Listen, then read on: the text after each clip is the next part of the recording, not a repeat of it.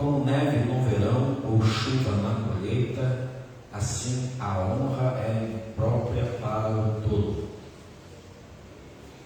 Como o pardal que voa em fuga e a andorinha que esvoaça veloz, assim a maldição se motiva o justo não pega.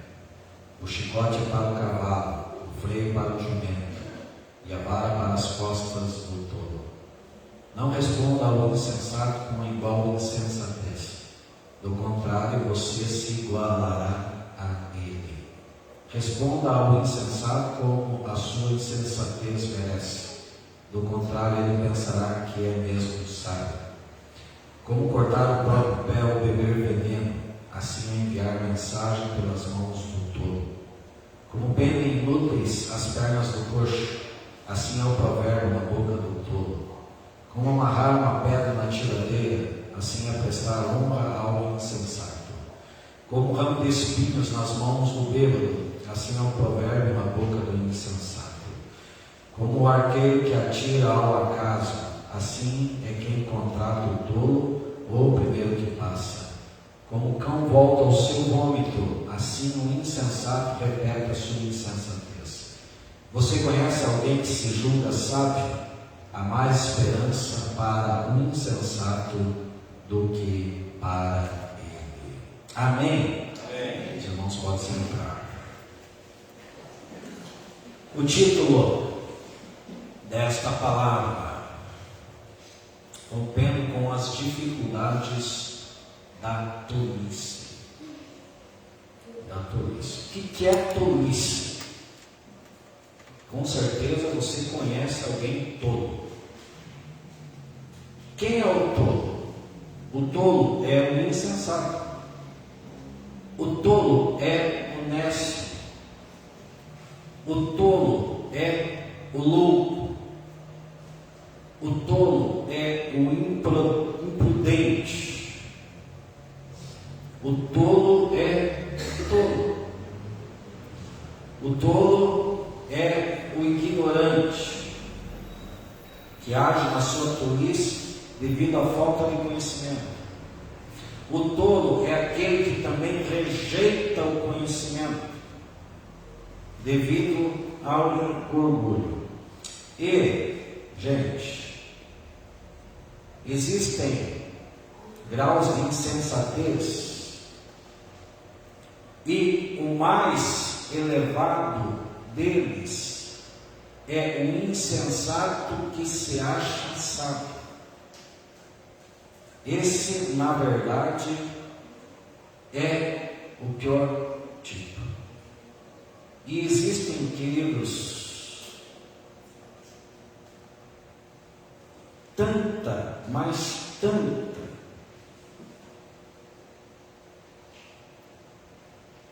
pessoas, tantas pessoas que se consideram sábias aos seus próprios olhos e num segmento mundano, assim como também na igreja.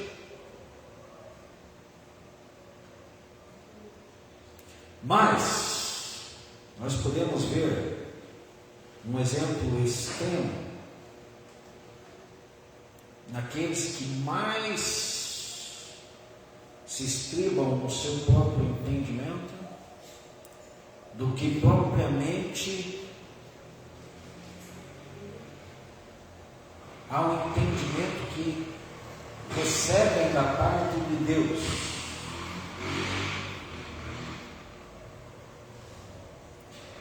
E se a tolice fosse uma boa coisa, ela não seria combatida pelo menos 11 vezes dentro desses 12 primeiros versos de Provérbios 26.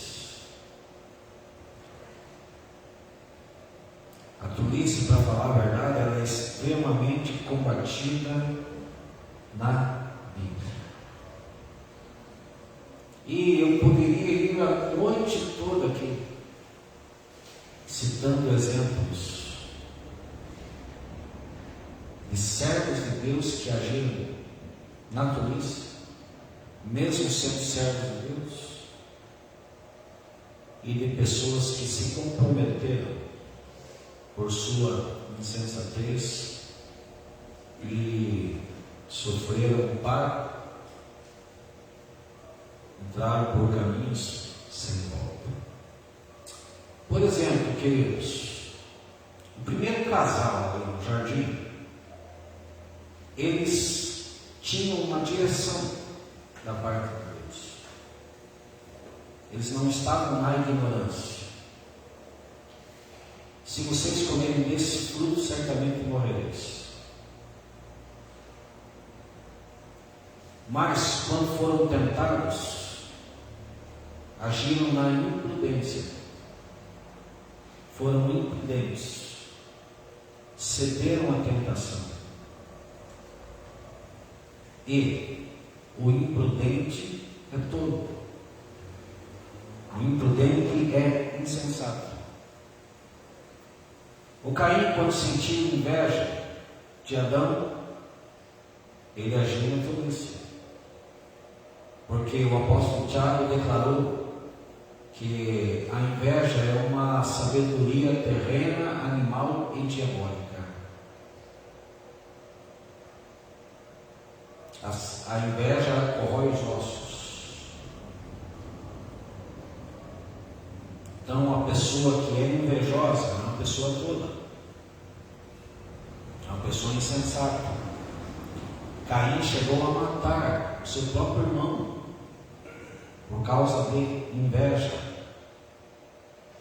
O Abraão, o pai da fé, agiu na tolice quando mentiu que Sara era sua irmã.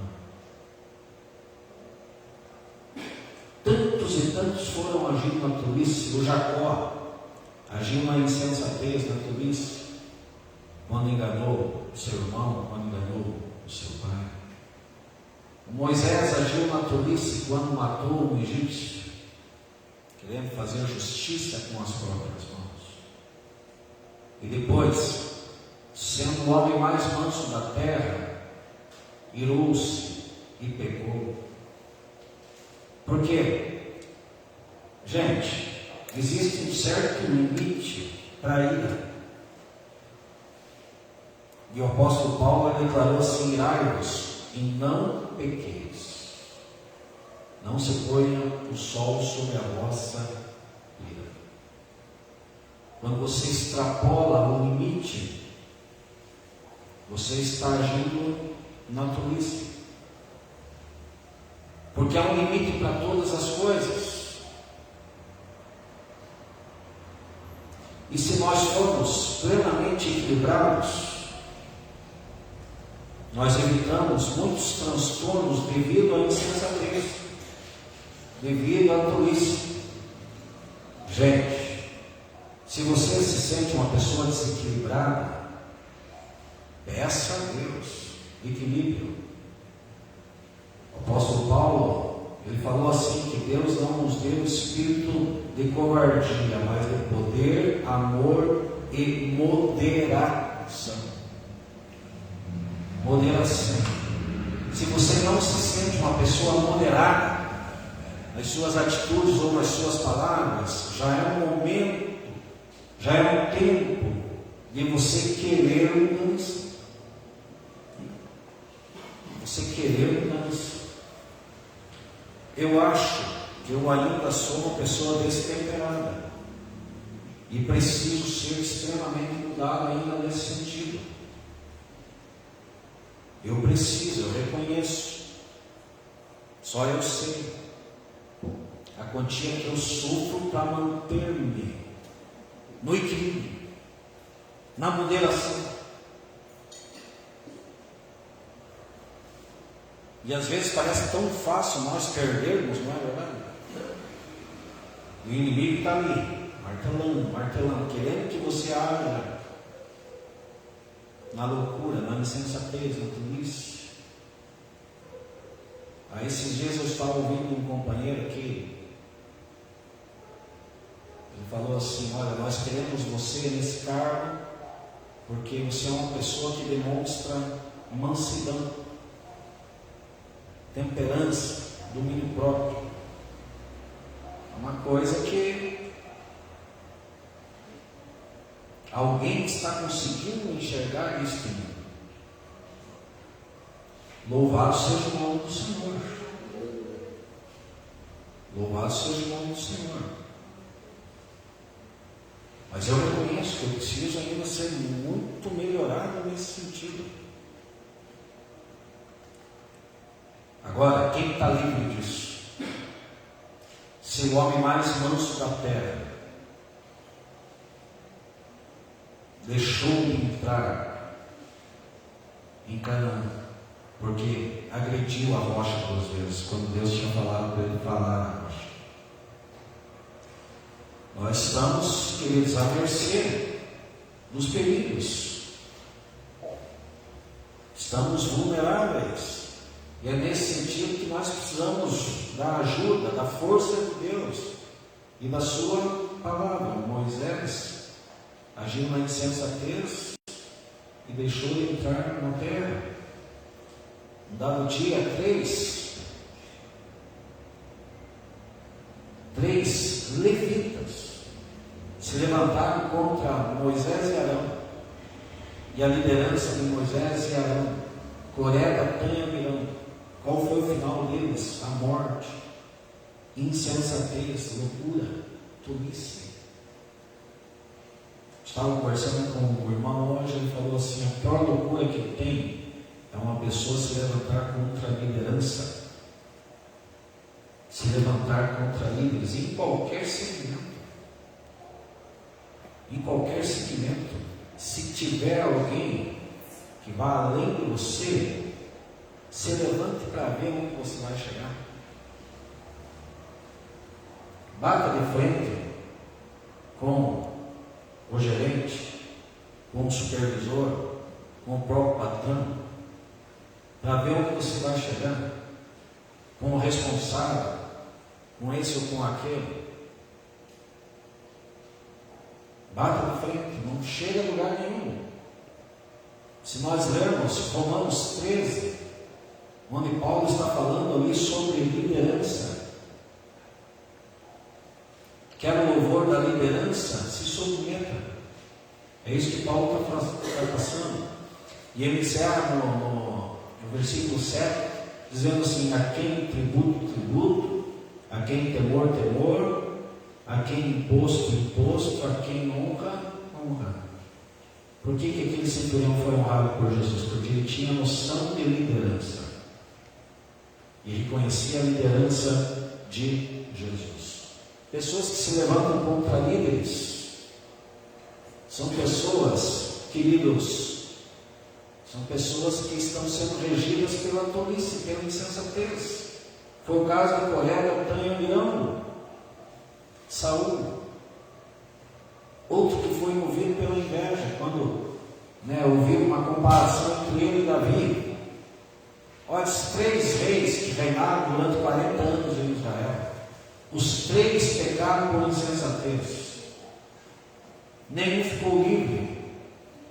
Os 3 reis, os 3 primeiros reis que reinaram em Israel, gente, os 3 pecaram por insensatez. Não livram corpo nenhum.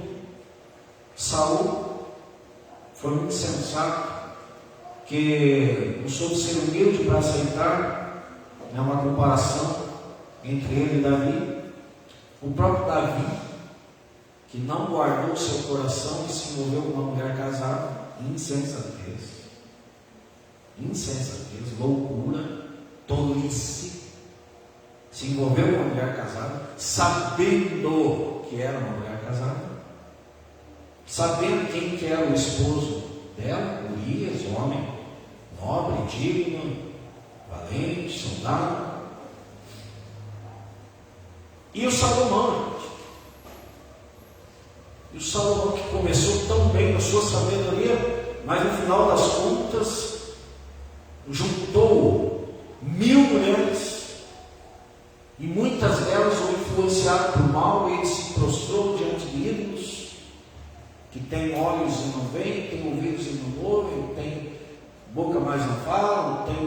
mãos, mas não apalpam, têm pés, mas não andam. E Salomão, que começou, tão maravilhosamente bem, encerrou na tolice, se prostrando diante de Deus. Mas é aquilo que eu falo, gente. Eu poderia aqui citando muita gente que se deu à tolice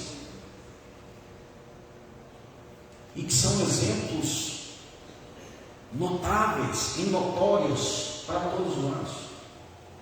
Por exemplo, o Amnon desejou a própria irmã. Olha que tolice, olha que insensatez. E aí, o seu primo, qual era o primo dele? Jonadab. Eu até postei esses dias atrás uma pregação minha. O poder da influência, o espírito de Jonadab. Alguém teve curiosidade de assistir? A irmã. Espírito de Jonadab, uma má influência. O Jonadab era primo do Amnon. Ele era filho de Simeia, o Amnon era filho de Davi. Simeia e Davi, irmãos. Amnon, estou carente, estou definhando. O que está acontecendo? Estou vendo que você está emagrecendo mesmo, está diferente. É que eu estou muito, muito apaixonado. Por quem? Por Tamar. Gente, quem é o verdadeiro amigo? É aquele que alerta para o perigo e que não faz descambar o berço. As piores pessoas são aquelas que incitam para o mal, incitam a fazer coisa errada, dão conselhos malignos. Aí o Jonadab, vendo a necessidade e a carência do cidadão que desejava a própria irmã, faça o seguinte então: se finge de doente, pede para o teu pai, que a tua irmã venha e cozinhe bolos na tua presença, ela vai estar somente com você no quarto, você pode se aproveitar.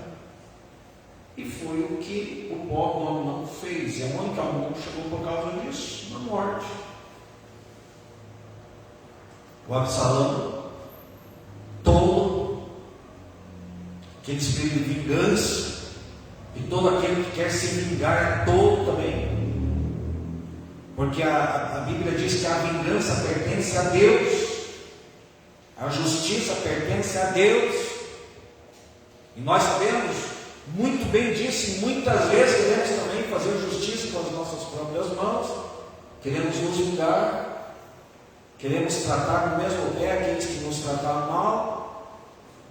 Não sei onde que nós vamos chegar mediante tudo isso, sabe? O Absalão deu um jeito, elaborou lá uma estratégia para a morte do Amnon e depois se levantou como seu próprio pai. Aonde que ele chegou? Na morte. Gente, só mais dois para finalizar, para ir para a segunda parte da palavra finalizar também. Como eu disse, poderia citar aqui a noite toda exemplos de pessoas que agiram na tolice. Mas o Balaão, queridos, o Balaão foi um todo de primeira qualidade, porque ele queria profetizar e amaldiçoar um povo que tinha a bênção de Deus. Aí a gente se depara com esse tipo de coisa na televisão, e muitas vezes nós ficamos até confusos. Será? Será que ele tem razão? Só vale se dizer que a Bíblia diz que contra o povo de Deus não vale encantamento. Não vale encantamento. Eu quero dizer que contra mim e contra você não vale encantamento. Nós temos a marca do sangue do Cordeiro nas nossas vidas.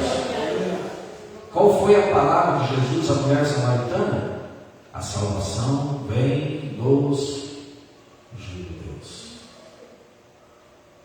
Aí vem um camarada cheio de tolice na sua boca, nas suas palavras, e fala: não, Israel tem que ser exterminado do rio ao mar. O que quer dizer do rio ao mar? Do rio Jordão até o mar Morto. Ou seja, tem que ser riscado no mapa. Uma tolice. Deus mudava as palavras na boca do Balaão. Em vez de amaldiçoar, ele tinha que abençoar. E depois, gente, eu só vou pedir para você ler esse texto. 2 Pedro 2. Só esse texto eu vou pedir para você ler. É 2 Pedro, capítulo 2.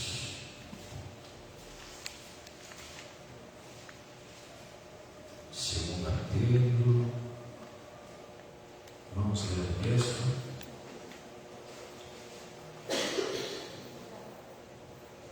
2 Pedro 2.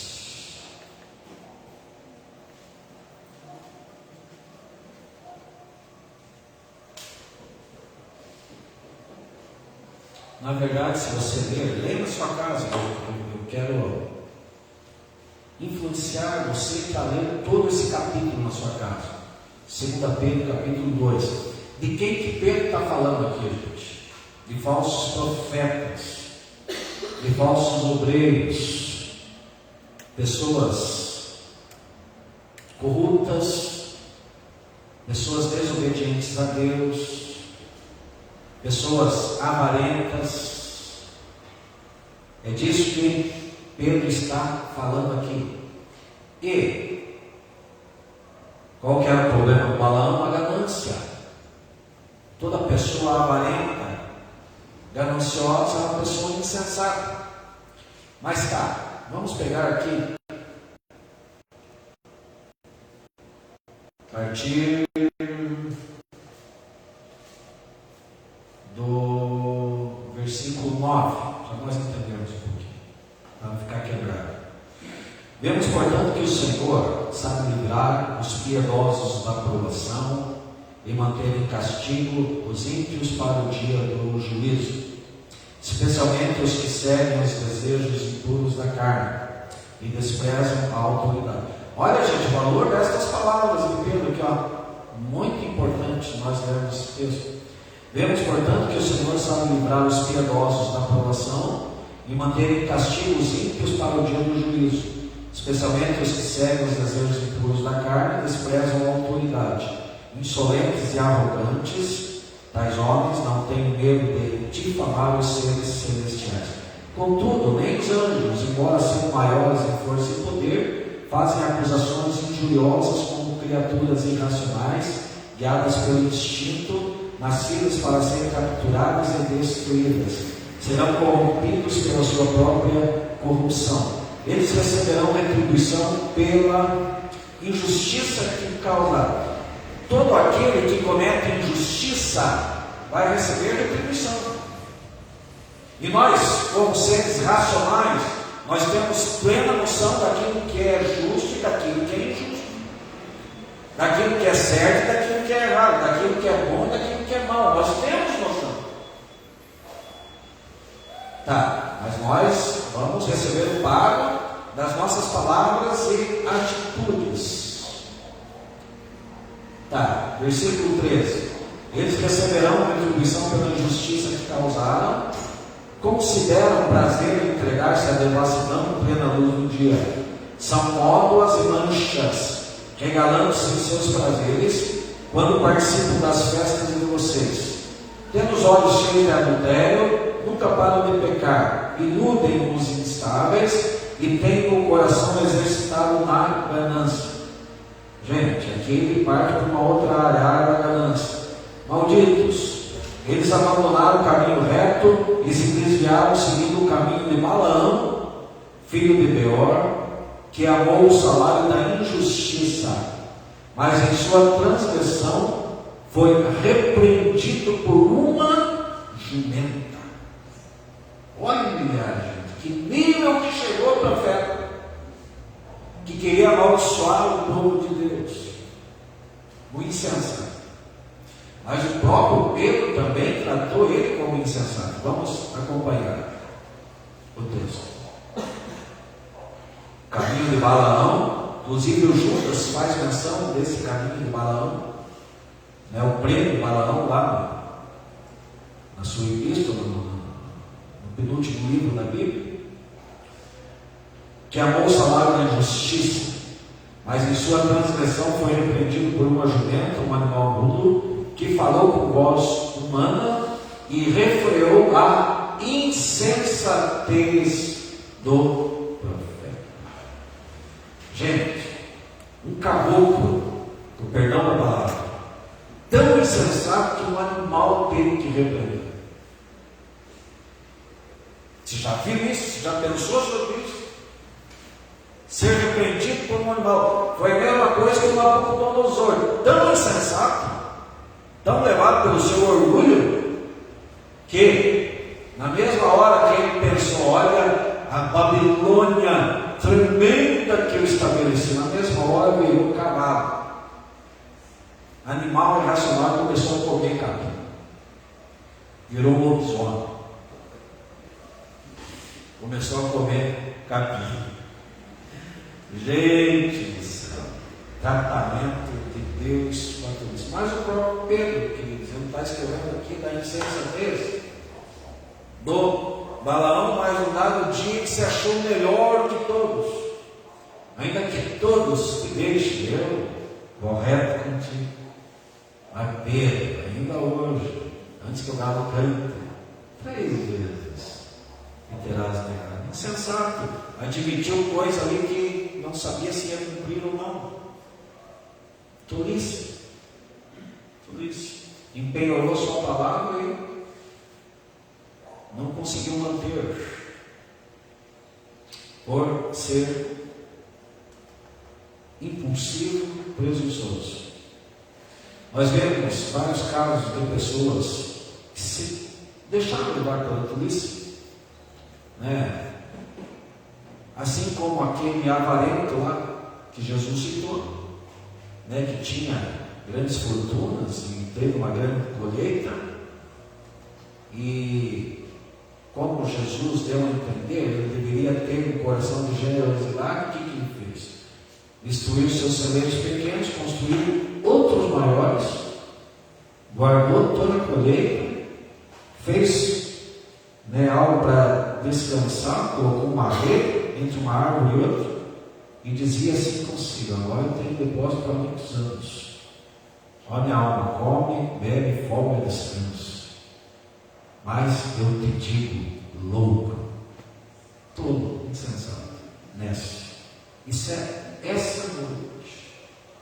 Alguém te pedir a tua alma, o que tens em depósito, para quem será? Vai levar tudo contigo para a eternidade?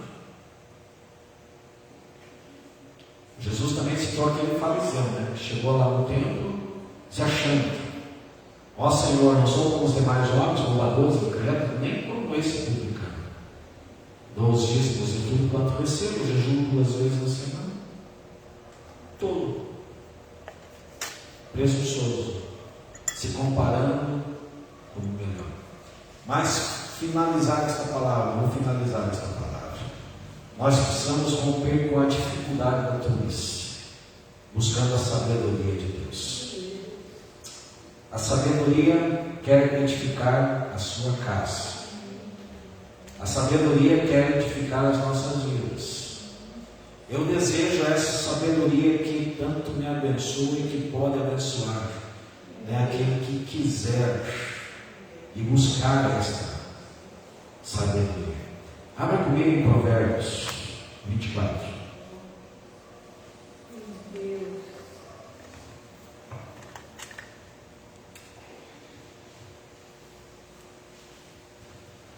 Provérbios 24.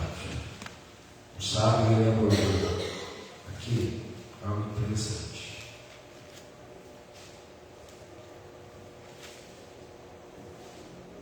Provérbios 24. Verso 3, quem pode ler para mim bem alto esse verso? Provérbios 24, 3.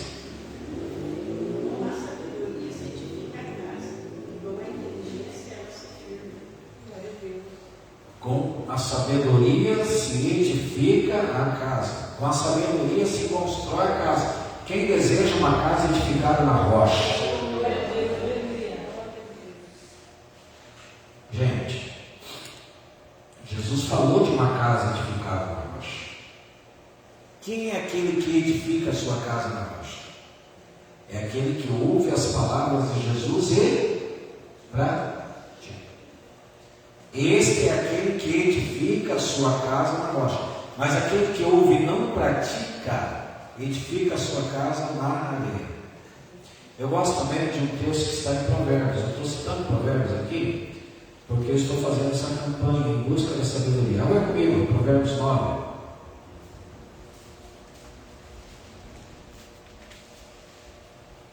Provérbios 9.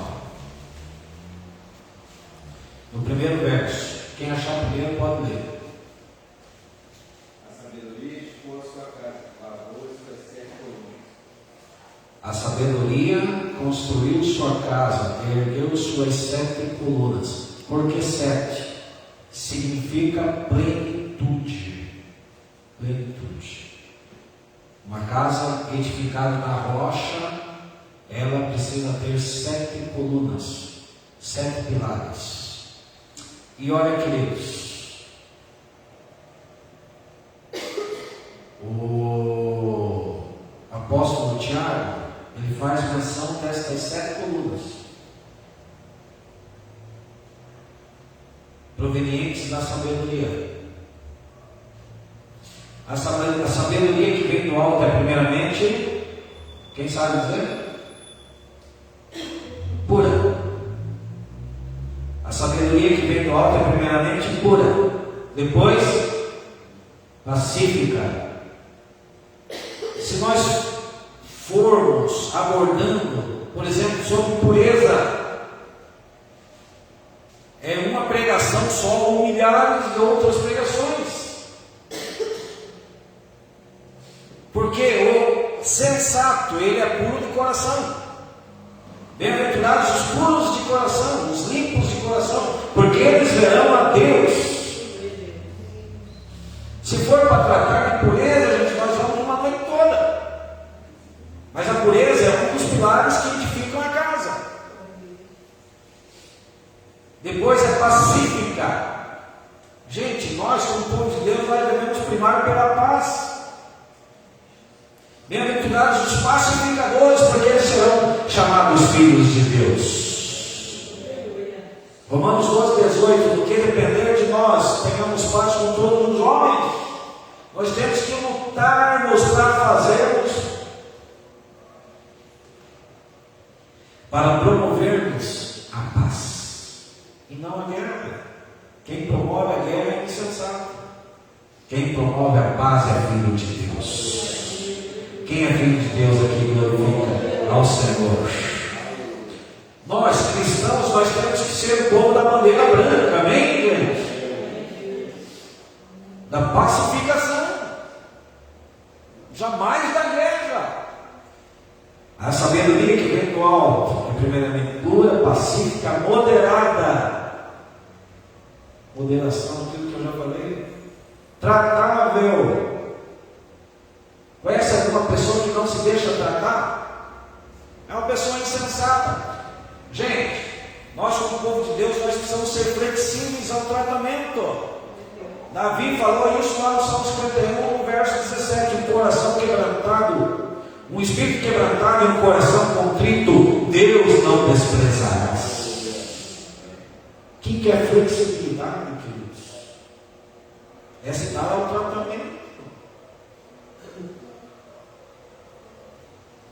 A sabedoria que vem do alto é tratável, cheio de misericórdia e bons frutos, sem parcialidade, sem hipocrisia. Dá para nós estudarmos e irmos longe estudando tudo isso. Vamos repetir? A sabedoria do alto é primeiramente pura, depois pacífica, depois moderada, depois tratável, depois cheio de misericórdia e bons frutos, depois sem parcialidade, depois sem hipocrisia. Quem deseja esta sabedoria? Tiago falou: se alguém tem falta sabedoria, peça a Deus que a todos dá liberalmente. Existem os contrastes, gente, entre a tolice e a sabedoria. Por exemplo, Provérbios 14:1, o que trata lá? Sobre a mulher. Olha o papel fundamental das mulheres. Onde estão as mulheres de Deus aqui que podem glorificar o Senhor? Olha os contrastes que o sábio proporcionou ali em Provérbios 14. A mulher sábia edifica a sua, mas a toda a destrói com as suas próprias. Estão vendo, gente? A mulher sábia edifica a sua casa, mas a tola. Gente, pegar esse tema, nós vamos aí uma semana tratando só sobre isso. A mulher sábia que edifica a sua casa, depois a tola que destrói. Se nós pegarmos Mateus 24, os sinais. Esses dias alguém perguntou para mim: pastor, o que está faltando para Jesus voltar? Pregação do Evangelho. É isso que está faltando. Mas está acontecendo. Eu tenho plena certeza e plena convicção e creio que Jesus vai voltar. Jesus retornará para arrebatar a sua igreja.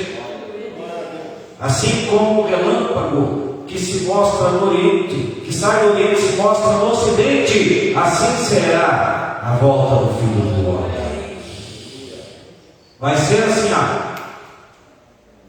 num piscar de olhos, e a igreja será arrebatada. Quem crê que vai ser?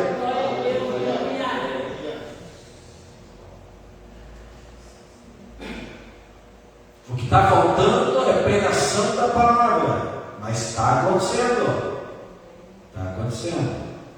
Gente, os sinais são evidenciados. Mas depois, em Mateus 25, Jesus trata de 5 virgens sábias e de 5 virgens imprudentes. Nessas todas insensatas.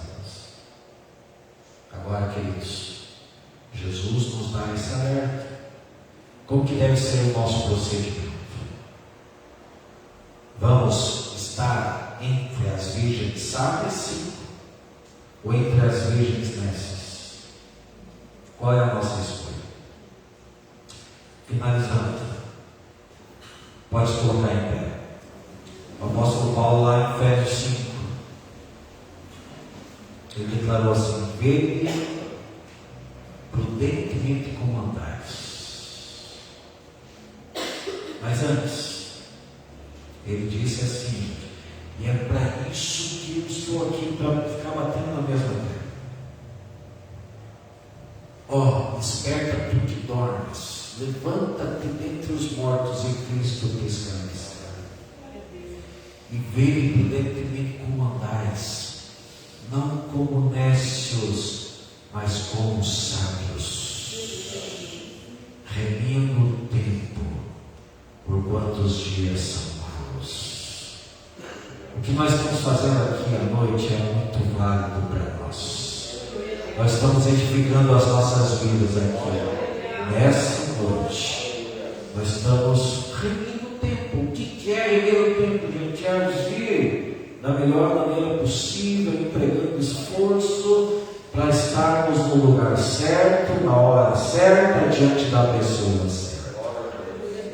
Se porventura a igreja fosse arrebatada hoje, eu tenho plena certeza que nós que aqui estamos seríamos salvos. Mas aquele que de repente está lá, revolvendo-se na cama, preguiçosamente. Deixa eu só ler algo que ele falou comigo hoje, no capítulo 26.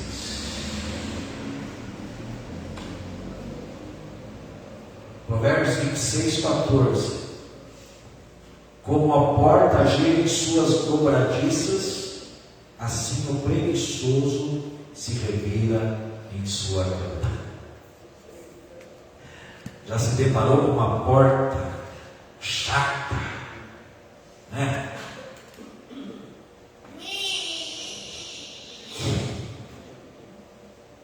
Quem que já pegou um azeite e jogou assim na dobradiça? Quem já fez isso? Porque se não suportava mais aquele balão. O preguiçoso fica para lá. E o mundo acabando e preguiçoso. Gente, desperta tu que dormes, preguiçoso. Vou mostrar a formiguinha para você, que está lá às 6 horas da manhã, está com a folhinha lá nas facetinhas. Nós precisamos, queridos, de um despertamento como o povo de Deus, amados. Nós precisamos. O mundo é mau, por quantos dias são maus? Vamos rever o tempo, vamos usarmos bem o nosso tempo. Domingo tem café missionário, por favor, esteja. Quem puder, faça um esforço para estar aqui. Se vai estar revendo o tempo, se vai estar fazendo algo maravilhoso, bom investimento para o meu espiritual. É disso que nós precisamos como igreja. É disso que nós precisamos. Amém, gente? Amém. Feche os olhos e vamos orar. Pai, nós estamos neste penúltimo elo dessa campanha. Deus, nós estamos aqui rompendo com as dificuldades. E se nós formos pontuar, Pai, são tantas áreas que nós temos dificuldades. Mas eu quero, Pai, pedir que o Senhor venha agraciar-nos com a tua sabedoria que edifica a casa. A sabedoria que Davi demonstrou o seu filho para que ele buscasse, e ele buscou. E quando o Senhor se apresentou a ele, ele pediu sabedoria. E o Senhor lhe deu. E o Senhor lhe acrescentou. Nós precisamos, Pai, de muitas coisas para sermos felizes. Muitas vezes ficamos correndo atrás daquilo que não nos edifica. Mas na verdade o que nós precisamos, ó Deus, é de sabedoria, de inteligência, de entendimento para os nossos bons relacionamentos, tanto com o Senhor quanto com os nossos próximos. Que o Senhor nos conceda essa graça. Que o Senhor nos conceda o temor. Ó Pai, que o Senhor nos conceda entendimento para priorizarmos estarmos na Tua presença e jamais negociarmos isso. Que nós tenhamos não um espírito de marca, que se preocupar com tantas coisas, ó Pai, que poderiam fazer depois, mas Maria se preocupava com o mais importante, estar aos Teus pés, ouvindo a Tua voz, ouvindo a Tua palavra, recebendo a sabedoria do Senhor. Que o Senhor nos ajude, ajude esse povo, ajude essa igreja, nos agracie com o Teu entendimento, com a Tua inteligência. Ó Deus, acrescenta nas nossas vidas. Eu te peço assim, no nome de Jesus Cristo.